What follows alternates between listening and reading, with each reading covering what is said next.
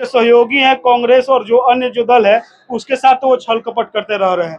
एक बेचारी बीमा भारती थी, उनको राजद से लेकर लड़वा दिए और जबरदस्ती अपना निजी स्वार्थ हित साधने के लिए कि पप्पू यादव अन्य गरीब यादव का बेटा वहां से मत जीत जाए।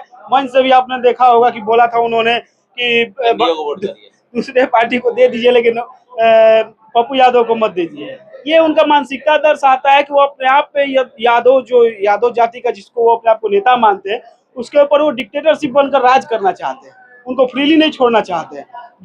जिस व्यक्ति का अपने दल और अपने सहयोगियों के बीच में ही सामंजस्य नहीं बन पा रहा है, उनके साथ ट्यूनिंग नहीं हो पा रही, बारे में सोचने वो किसी भले जात धर्म का वो लोग बात करें, दो माई समीकरण जिसका बात करते हैं, लेकिन उसमें से किसी भी टैलेंटेड व्यक्ति को वो लोग आगे नहीं बढ़ने देना चाहते। और दूसरे तरफ एक हमारे नरेंद्र मोदी जी हैं जो सबका साथ, सबका विकास और सबका विश्वास की बात करते हैं। सबके साथ, सबके विकास और सबके विश्वास में हिंदू मुसलमान भी आते हैं। एनडीए की बैठक बिहियां और शाहपुर में कैसी तैयारी है, कैसे आरा लोकसभा जीता जाएगा, चलिए मैं जानने का प्रयास करता हूं। बीजेपी के युवा नेता राकेश ओझा जी हैं, कैसी तैयारी आप लोगों की चल रही है? तैयारी है, जैसा कि आप सभी जानते हैं भारतीय जनता पार्टी एक ऐसी पार्टी है बिहार की और देश की तो 24/7/365 डेज काम करती है। उसके कार्यकर्ता दिन रात मेहनत करते हैं। प्रॉपर संगठन है, हम लोग का संगठन का अनुशासन है और उस अनुशासन के तहत जिस भी कार्यकर्ता को जो भी जिम्मेदारी दी जाती है उसके प्रति वो निष्ठावान बनकर काम करते हैं, जिसका परिणाम है कि चुनाव का हम लोग को अलग से तैयारी नहीं करना पड़ता है। बाकी सब पार्टियों की तरह हमारी पार्टी नहीं है कि चुनाव आया तो नया नया कुर्ता पजामा सिलवा कर दौड़ने लगे। 24 घंटे और 300 दिन और सालों भर काम करने वाले हम लोग हैं और इसमें बस कार्यकर्ताओं को उनकी जिम्मेदारी बांटी गई है। ऐसा नहीं कि कुछ अलग से तैयारी करना है। जनता मूड बना चुकी है, पूरा देश की जनता चाहती है, देश अब तो विदेशों से भी लोग मांग कर रहे हैं कि उनके देश में भी नेता नरेंद्र मोदी जैसा होना चाहिए। पूरी देश की जनता इस बात को संकल्पित है, अपने मन में कर चुकी है कि नरेंद्र मोदी जी को देश का प्रधानमंत्री बनाना है। अब नरेंद्र मोदी जी को देश का प्रधानमंत्री बनाना तो वो सभी सीटों पर तो लड़ नहीं सकते हैं, जिस सीट पर वो लड़ रहे हैं वो तो जीतेंगे, लेकिन उनको प्रधानमंत्री बनाने के लिए कम से कम जो मार्जिन चाहिए हम लोग को, और हम लोग का जो पार्टी लक्ष्य लेकर चला है 400 पार, उसके तहत कार्यकर्ता क्या क्या कर सकते हैं उसको लेकर ये मीटिंग थी और सभी कार्यकर्ताओं को बाकायदा बताया गया कि आप अपने बूथों पर क्या करेंगे, कितने कैसे मतदान होगा, कौन वहाँ पोलिंग एजेंट होंगे, कौन वहाँ बूथ एजेंट होंगे, उन सभी को लेकर चर्चा की गई। साथ ही माननीय सांसद महोदय जैसे कि हम सभी जानते हैं इस क्षेत्र में और इस जिले में बहुत काम किए, उस कामों को भी कुछ हिस्सों को कुछ अंशों को उन्होंने जनता के बीच में रखा। जनता ने स्वीकारा और जनता के मन में है उनको पुनः जनता देखना चाहती है, उनके विकास कार्य जो अधूरे रह गए उसको पूरा होते हुए भी देखना चाहते हैं। 400 पार का नारा आप लोग दे रहे हैं, 400 अब विपक्ष पूछ रहा है 400 पार किस आधार पर, महंगाई बेरोजगारी पे? ठीक है, तो यही तो जानना चाहते हैं कि विपक्ष का चेहरा कौन है, कौन पूछ रहा है विपक्ष की तरफ से?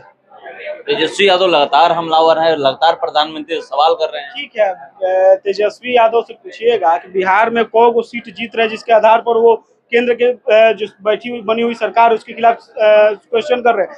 जो उनके सहयोगी हैं कांग्रेस और जो अन्य जो दल है उसके साथ तो वो छल कपट करते रह रहे हैं। एक बेचारी बीमा भारती थी, उनको राजद से लेकर लड़वा दिए और जबरदस्ती अपना निजी स्वार्थ हित साधने के लिए कि पप्पू यादव अन्य गरीब यादव का बेटा वहां से मत जीत जाए।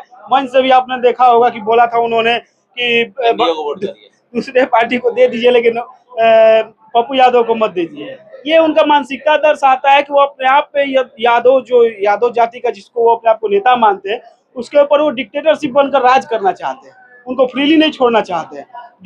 जिस व्यक्ति का अपने दल और अपने सहयोगियों के बीच में ही सामंजस्य नहीं बन पा रहा है, उनके साथ ट्यूनिंग नहीं हो पा रही है, प्रॉपर उनका अलाइनमेंट नहीं हो पा रहा है, वो हमारे नेता और हमारे गठबंधन पर सवाल उठाए, ये कहीं से भी शोभित नहीं है। कहना चाह रहे हैं कि वो यादव को आगे बढ़ने नहीं देना चाहते हैं, सिर्फ परिवार के बारे में सोचते हैं, अपने बारे में सोचते हैं।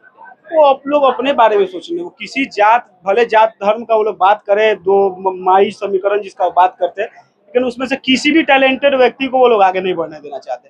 और दूसरे तरफ एक हमारे नरेंद्र मोदी जी हैं जो सबका साथ, सबका विकास और सबका विश्वास की बात करते हैं। सबके साथ, सबके विकास और सबके विश्वास में हिंदू मुसलमान भी आते हैं, सिख ईसाई भी आते हैं, ब्राह्मण बनिया भूमियार राजपूत दलित महादलित यादव जितनी भी तथाकथित जातियां हैं बिहार में और देश में वो सभी आती है। वैसा भेदभाव करके वो काम करते नहीं है। जब बिहिया का अमृत भारत योजना के तहत स्टेशन का चयन हुआ, ये किसी जात विशेष का तो काम है नहीं, किसी धर्म विशेष को लाभ पहुंचाने वाला तो ये कार्य है नहीं, ये साफ दर्शाता है कि एक तरफ डेवलपमेंट मॉडल है केंद्र सरकार का और दूसरा का फैमिली मॉडल है। अपने परिवार के लोगों को कैसे सेट करना है। राजद में और कोई कार्यकर्ता नहीं था जो सारण से लड़ेगा, और कोई कार्यकर्ता नहीं था जो पाटलिपुत्रा से लड़ेगा, लेकिन इन लोग अपने परिवार से कभी आगे सोच नहीं सकते हैं। एक तरफ देश की लड़ाई है, देश के विकास की लड़ाई है, और ये जो तथाकथित इंडी गठबंधन वाले ही अपने परिवार के विकास की लड़ाई कर रहे हैं। तो मुझे नहीं लगता, मुझे बताना पड़ेगा, ये देश की जनता चाहती है कि अब देश के विकास को चुनेगी और किसी व्यक्ति के परिवार के विकास के बारे में सोचेगी। इस सीधा सीधी लड़ाई देश के विकास की है और परिवार के विकास की है। परिवार के विकास के लिए इंडिया गठबंधन मेहनत कर रहा है, और हमारे जो एनडीए गठबंधन के नेता है माननीय नरेंद्र मोदी जी, वो देश के विकास के लिए मेहनत कर रहे हैं। तो ये स्पष्ट हो जाता है कि जनता का रुझान किस ओर होगा और किस ओर है। और हम आपको आपके माध्यम से विश्वास दिला देना चाहते हैं कि पूर्ण बहुमत ही नहीं, जो लक्ष्य हम लोग लेकर चले हैं केंद्र में, उससे ज्यादा सीटें हम लोग जीत कर आने वाले हैं। एक ये भी देखा जा रहा है कि बहुत ऐसा सीट है जहां पर निर्दलीय आप लोग खेल बिगाड़ रहे हैं। पवन सिंह काराकट से ताल ठोक चुके हैं, तो कहा जा रहा है वहां पे कि वोट जो काटेंगे आप ही लोग काटेंगे। आनंद मिश्रा जो बक्सर से ताल ठोक चुके हैं, वो भी कहा जा रहा है कि आप ही लोग का वोट काटेंगे। ये शाहबाद की सीटें हैं, तो कैसे आप इन लोगों से लड़िएगा? देखिए, बोलने में और करने में ये दोनों अलग अलग चीजें हैं। जब तक उसका रिजल्ट नहीं आ जाता है तब तक हम कैसे मान लें कौन किसका कितना वोट है। खैर, जो भी प्रत्याशी लड़ता है वो अपने जीत की दावा करता है, इसमें गलती भी नहीं है, करना भी चाहिए। लेकिन मैंने पहले ही बोला, ये लड़ाई किसी क्षेत्र और विधानसभा और राज्य की नहीं है, ये देश की लड़ाई है। जो भी व्यक्ति देश के विकास में अपना योगदान देना चाहता है वो भारतीय जनता पार्टी और एनडीए गठबंधन को वोट करने वाला है। ये चुनाव पूर्ण रूप से देश के और राष्ट्रीय मुद्दों पर चुनाव हो रहा है।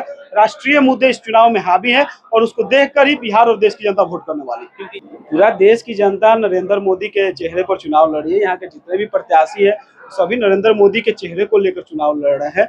सभी चाहते हैं, जो जैसा कि हमारे माननीय सांसद महोदय ने बताया कि we are just numbers. Buxar, Arrah, Karakat, Sasaram, these are just numbers. जब नरेंद्र मोदी को प्रधानमंत्री बनाने की बात आएगी, ये सभी आंकड़े गिने जाएंगे। उस समय गिना जाएगा बिहार से कितने सांसद जीत कर आए हैं, ये आंकड़े मायने रखेंगे। और चेहरा नरेंद्र मोदी जी का है, पूरा देश जानता है, पूरा पार्टी जानती है कि नरेंद्र मोदी के चेहरा पर हम लोग चुनाव लड़ रहे हैं, ये इसमें कोई संशय नहीं है। और सबसे बड़ा दुर्भाग्य का बात है कि इंडी गठबंधन के पास कोई चेहरा ही नहीं है। ये लोग चुनाव से पहले ही इतना खींचतान है कि किसी एक व्यक्ति को अपना नेता प्रोजेक्ट नहीं कर पाए। आप सोच सकते हैं, जो व्यक्ति सत्ता में आने से पहले ही बंदर बाट के लिए लड़ रहा हो, तो सत्ता में आने की मतलब हम लोग तो कल्पना कर भी नहीं सकते। अगर गलती और राज्य की क्या स्थिति होगी, ये कल्पना से परे है।